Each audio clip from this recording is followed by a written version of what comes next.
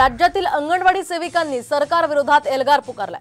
विविध मागण्यांसाठी मुंबईतील आझाद मैदानात त्यांनी मोर्चा काढलेला आहे। तर हजारोंच्या संख्येने अंगणवाडी सेविका या आंदोलनामध्ये सहभागी झाल्यात। अंगणवाडी सेविकांच्या मोर्चाला उद्धव ठाकरे सुद्धा आज भेट देणार असल्याचं कळतंय।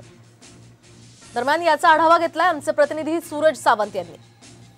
अंगणवाडी सेविकांचा आजचा मोर्चा हा आझाद मैदानवरती येऊन धडकणार आहे। एकूणच ज्या पद्धतीने माझ्या मागे या ठिकाणी आपण पाहू शकता सर्व अंगणवाडी सेविका या जमलेल्या आहेत। खरं तर हा ओघ जरा इकडे आपण दाखवलं खरा साहेब तर नक्की लोकांना कळून चुकेल की हा ओघ किती आहे। हजारोंच्या संख्येने महिला या आझाद मैदानवरती सरकारचं लक्ष एकवटण्यासाठी या ठिकाणी उपस्थित राहिलेले आहेत। 4 डिसेंबर पासून आमचा संप चालू आहे।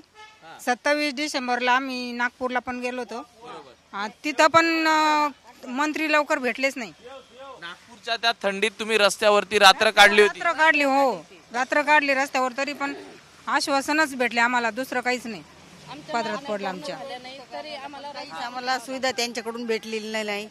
पण इतक्या बायका पण थंडी वगैरे रोड मध्ये थांबलो आम्ही, काही आम्हाला सुविधा त्यांनी दिली नाही।